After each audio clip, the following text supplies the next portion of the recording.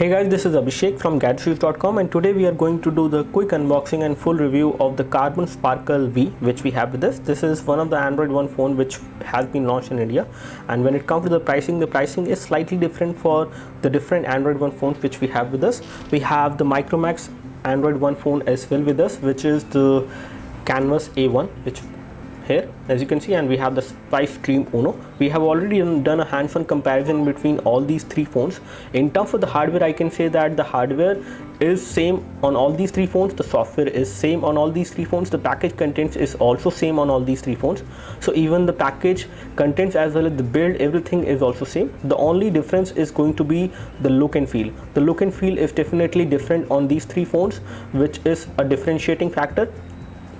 Apart from that, the kind of things which you get with the phone is something which will differentiate, because you have some offers on all these three phones. We have some offer on Spice One, we have some offers on Karbonn One, and we have some offers on the Micromax Android One phone as well. So that is how they are different, because you get a micro SD memory card with this phone, but you do not get the same with these two phones. But there are some different offers which are available with the Spice One as well as with the Karbonn Sparkle V as well.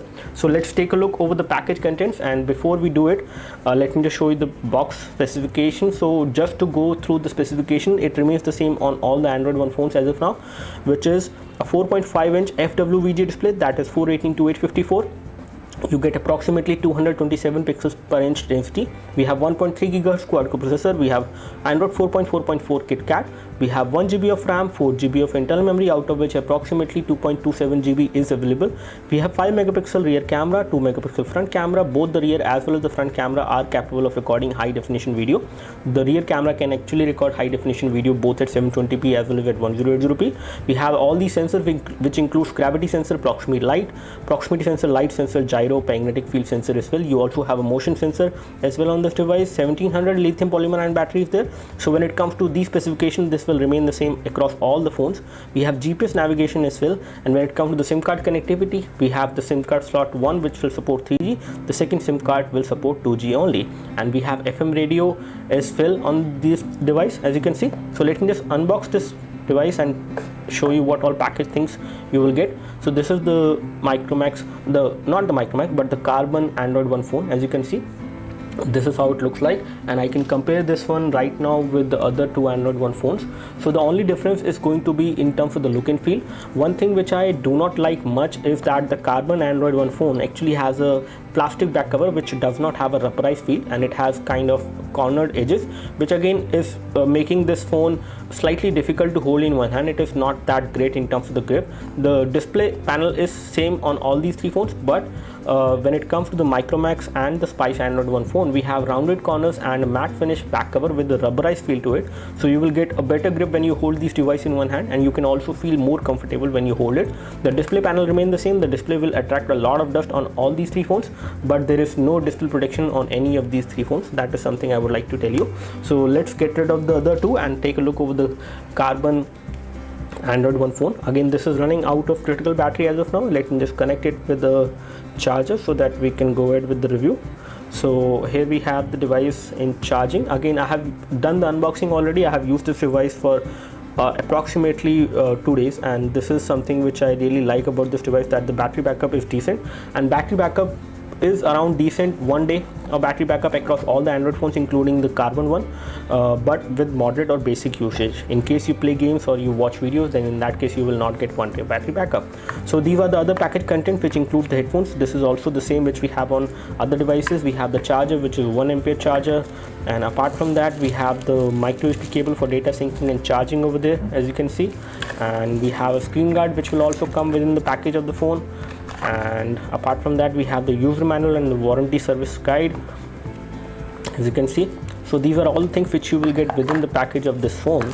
So again, the package contents also remain the same across all the Android One phones. So you will get the same kind of charger, exactly same kind of charger, exactly same kind of cable, and exactly same kind of headphones. So these are the kind of headphones you will get with Micromax as well as with the Spice Android One phone as well. So this is something which I would like to tell you. Apart from this, let's take a look over the device now, which is the most important thing. And here we have the Karbonn Sparkle V. We have already done a hands-on review of this device, so I will go into more details in this particular review. So let's start with the build quality and the form factor. First of all, I would like to say that build quality is pretty good. It does not feel like a cheap phone, although it is priced at $6,399.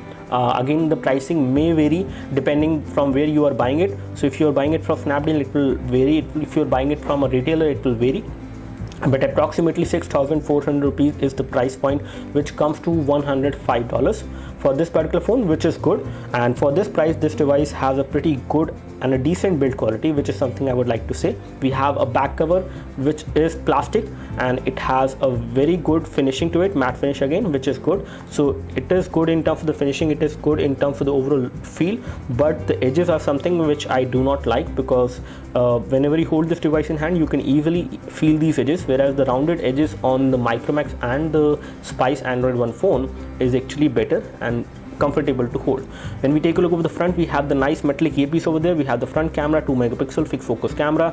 The rear camera is 5 megapixel, can record high definition video at 720p as well as at 1080p. The front camera can also record high definition video at 720p. When it comes to the loudspeaker is over there with the Android One branding, Karbonn branding in the middle. At the back, we have the power and sleep key and the volume rocker on this phone. On this side we have nothing, no button, no connectivity. At the bottom we have micro USB port for data syncing and charging, and we have a primary microphone apart from that. And at the top we have 3.5mm audio jack. Let me just get rid of this cable and show you the phone from the back side. So if we take a look over the phone from the back side, we can see 2 SIM card slots. The first SIM card support 3G, the second SIM card slot will support 2G only, as per the things which are mentioned on the box. Whereas one thing which I have seen different is that the connectivity wise, Spice Dream Uno, it has been mentioned that both the SIM card slots support 3G, and we will confirm that later. But as of now, Spice Android One phone is the only phone which says on the box that it has 3G connectivity on both the SIM card slot, whereas the Micromax Android One phone as well as the Karbonn one which we have with us, both of them support 3G on the first SIM card slot. The second SIM card slot does not support 3G, and we will confirm that for you later. We have the micro SD memory card slot over here, in which we have inserted a micro SD memory card of our own, because there is no micro SD memory card which will come within the package. The battery on this device is from Karbonn. It is 1700 mAh battery, which remains the same on the other Android One phones as well. Let's take a look over the UI. So UI is something which is the most important thing, because you get a stock Android UI experience on this device, which makes things very easy to use. The UI is very fluid and very easy to use. I do not notice any kind of lag on this device, even when this is a budget Android device, and I really like this. And again, this is for this experience only. Google has actually came out with an Android One program in which all the phones which come under Android One program will be the same. They will be the same in terms of the overall software, in terms of the overall hardware. The only difference is going to be the aesthetics or the physical looks of the device, or what kind of offers you give to the consumer when you sell these devices. So that is how we can differentiate the Android One phones, but in terms of software and hardware experience, everything remains the same. Let's take a look over the settings over there, and here we have all the toggles. Let me just take a look over the brightness. So we have support for automatic brightness. Let me just disable the same. So this is how the display will look like at full brightness. It has pretty good viewing angles, and the display resolution is again fairly low, but I do not feel any pixelation on this device most of the times. But in case you read a document with large amount of text, you will notice slight amount of pixelation on this device, which will happen. Let's take a look over the settings and show you what all we have as far as configuration is concerned. So we have Android 4.4.4 on this device preloaded, which is KitKat. You do have system updates supported on this device, and just like all other Android One phones, this one will also get system updates, or the next version of Android will come onto this device from Google, not from Spice, not from Micromax, not from Karbonn. These devices, even when they're coming from these respective brands, the software updates will come from Google, and which is definitely good, because you will get faster updates on these 3 devices. So Android One phones will actually get Android L update in future when you actually have these devices with you. So in this case, these devices will be running on the latest version of Android, which is the major issue as of now, because people who buy budget Android phones actually has do not have the latest version of Android, so that is the problem. So they are going to correct that problem. Let's take a look over the other things on this particular device. Let me just go and take a look over the storage. So in terms of storage, we have 4 GB of internal storage, out of which 2.27 GB is available to the user. When we talk about other things of the device, let me just take a look over the display. So on the display front, we have support for automatic brightness, we have support for live wallpapers and static wallpapers. We do have support for wireless display as well, and this will remain the same on other Android One phones as well. We have 1 GB of RAM on this device, and let's take a look what is the current status of the RAM. Again, this is not the ideal scenario, but the amount of RAM which is available on this device when I am running some application in the background is around 510 MB. So out of 1 GB you have around 513 or 10 MB free, which makes this device fairly responsive and easy to use. Even when you have less amount of RAM, the UI will not lag, but you might have some problem while playing some of the games which are kind of heavy graphic intensive. You can play some high definition games as well on this device. Let's take a look over the location information. So you do have support for GPS navigation. You can use GPS navigation on this device without any issues. You have support for that. You have support for tethering as well. So portable Wi-Fi hotspot can also be created on this device. You have support for USB tethering, and Bluetooth tethering is also supported. And when we do have support for VPN as well. Again, NFC is not there on this particular device. So let me just come out and show you other things. As far as sound settings are concerned, there is nothing exceptional when it comes to the sound setting. There are regular sound settings. It is MediaTek 6582 chipset, but I do not see any option of enhancing the overall quality of sound from the headphones or from the loudspeaker. There is no option for that. This is something which I miss on this device. Let's take a look over the phone dialer. So this is how the phone dialer look like. You can easily dial the number. A stock Android phone dialer is there, and you do not have the option of making a video call. Let's take a look over the messaging application. On the messaging application itself, you do have support for content input typing, as you can see, which is good. And you can easily type on this device. You do have pop-up as well. The keyboard keys are pretty big in size. They are nicely spaced out from each other, and they do have a very good feedback as well whenever you type. And you do have these suggestions as well, which will come at the top whenever you are typing. Typing on this device is not an issue, but again, you might face some problem with thick fingers. So in that case, you can always type in the landscape mode as well. So in case you want to type in the landscape, it becomes easy. Keys become bigger. So landscape typing is definitely easier on this one. Let me just take a photo from this particular device and show you the camera quality. So I have this remote, the AC remote over there. It does have autofocus on the camera front. I can easily take a photo, and this photo will get stored over there. This is how the photo clarity will look like. Again, I would say the camera quality is pretty decent in artificial light. Let me just turn off the artificial light, all of them, and let me just take this photo again. So I will just go back to the camera interface, and let me just take this photo now. And I have to disable the flash as well. Okay, so I can disable the flash from here. Let me just take the photo again.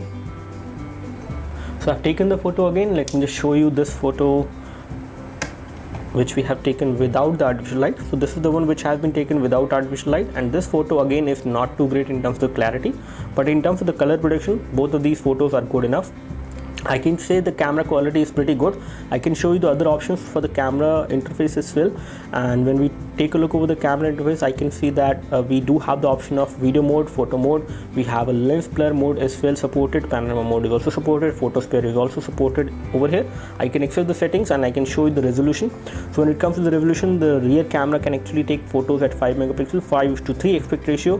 The front camera can take photos at 2.4 megapixel. The rear camera can shoot high definition video at 720p as well as at 1080p, and the front camera can shoot high definition video at 720p. However, these two cameras, the front and the rear on this device, can shoot high definition videos from the rear as well as from the front. But so I would say the camera quality is pretty decent, and the capability of the rear and front camera is also good when it comes to taking high definition videos. Let's take a look over the hardware information in detail. We can show you. So over here we have the hardware information. We have the model number of the device mentioned, which is Sparkle V. And when we take a look over the processor, we have ARM V7 processor clocked at 1.3 gigahertz. Quad core processor it is 6582 chipset which we have on this device, MediaTek. We have 4:782 resolution. However, the resolution should have been 418:854 because it is FWVGA, but there is some part of the screen resolution which has been taken by these touch capacitor buttons which are there within the display. When it comes to the GPU, we have Mali 400 GPU on this device, and these are all the sensors which we have on this one, which includes 3-axis accelerometer sensor, proximity light, gyroscope, orientation, magnetic field, and significant motion detector sensor is also there, rotation vector, gravity and linear acceleration sensor is also there. So you have almost all the sensors you would need on any other smartphone out there. When it comes to touch points, it supports 10-point multi-touch, as you can see. And apart from that, let me just show you the benchmark score for NT2. So we have already run the benchmark on NT2, and the score which we have got is 18,100 something. I can show you the exact score. Okay, it is 18,232, which is the benchmark score, and device is fairly responsive and easy to use in day-to-day usage. I do not notice any issues.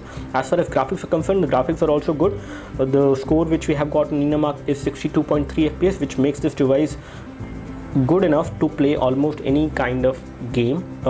Most of the high definition games can be played, including Blood and Glory, Frontline Commando D-Day. When it comes to Modern Combat 4, you may not be able to play that game. Again, that game is pretty heavy, so it might be difficult for you to actually install that game, because you cannot install applications on the SD card, but you can move applications from the phone memory to the SD card. So for example, we have 2.27 GB available. In case you would like to install an application directly on the SD card, you cannot do that. But in case you have an application which you have already installed on the phone memory, you can move that to the SD card. So again, not all the application will be supported to be moved on the SD card, but there are many applications which you can move to the SD card, like Ninamark 2 and some other games as well which you want to install. When it comes to gaming, you can play almost any high definition game which we just told you, but not all of them can be played. Let me just play Temple Run OZ for you to show you the overall responsiveness of this device when it comes to gaming. So now we are playing this game called Temple Run OZ, and this game is running fine in terms of graphics. I do not notice any issues. As far as touchscreen is concerned, the touchscreen is responsive as well, so there is no issue with the touchscreen department as well. You can see that this game is running smoothly. I do not notice any kind of graphic lag as well. And the gravity sensor on the device is working well, as you can see. So you can play this game or any other casual graphic intensive game like Subway Surfer, and some other games like medium graphic intensive game Frontline Commando D-Day and Blood and Glory can also be played on this device, provided you have an SD card on this device, because without an SD card, either you won't be able to install that game on the phone storage. If you can, then you won't be able to play that game from the phone storage. You will have to have an SD card to move some application data from the phone memory to the SD card so that you can play those games. And again, it will ask for SD card in that case. For external storage, you will need to have an external storage before you can actually install heavy games on this device. So now, as you can see, we are playing a YouTube video from our channel, as you can see, and this is a high definition video which we are playing at 480p. So high definition video will not get played on this device. 720p videos can be played, 1080p videos might not be able to play. You will need MX Player to play the same, and whenever you play a high definition video from YouTube, it might not get played at 720p. It will get played at 480p, at which it is playing as of now. Again, the video experience is pretty good. You can have pretty good viewing angles as well. When you take a look over the display from different viewing angles, you can see that, and the loudness of the loudspeaker is also pretty loud. But if I place it like this on a table, the sound will get muffled. So sound will get muffled, but viewing angle is not a problem. You can still see the video what is happening on the screen because it has pretty good viewing angle. So in terms of loudness of the sound is again good, but not louder than the Spice Dream Uno, which is another Android One phone, and as well as compared to the Micromax Android One phone. Both of the Micromax Android One phone as well as the Spice Android One phone are louder than this Karbonn Android One phone, which is the Karbonn Sparkle V, which we have with us. Now let's talk about the connectivity and the LED notification light. When it comes to OTG, OTG is not supported on any of the Android One phones as of now. So on this device itself, whenever you connect a flash drive with an OTG cable or an OTG drive like this, it will not get detected. Even if you install File Manager, you won't be able to access the contents of the flash drive on this particular device. I can show you the same over here on the Spice Android One phone as well, as you can see. So let me just connect this drive over there. So we have connected it, and we do have a file manager over here which we have installed, and on this one you can see that the OTG flash drive is not mounted because it is not even shown in the file manager. On this device we have the Micromax Android One phone as well, and I can show you the OTG connectivity over there on this one. So we just connect a flash drive now on this one, as you can see, and once we take a look over the notification, I do not see any notifications over here, and you can confirm whether the OTG is actually supported or not, because under storage you will have an extra disk mounted as an OTG flash drive, but that is not there on this device or on any of the 3 Android One phones. So OTG is not supported on any of the Android One phones as of now, which are coming from Spice, Karbonn and Micromax. As far as LED notification light is concerned, we do have LED notification light on this one as well as. So that's all from us as far as the quick hands-on review and the unboxing of the Karbonn Sparkle V, which is an Android One phone. Do let us know if you have any specific question for this device. We would love to help you. You can like this video if this video helped you by clicking the like button below. You can subscribe to our YouTube video channel for more videos like this by clicking the subscribe button below. Thanks for watching this video. This is Abhishek signing off. Thank you.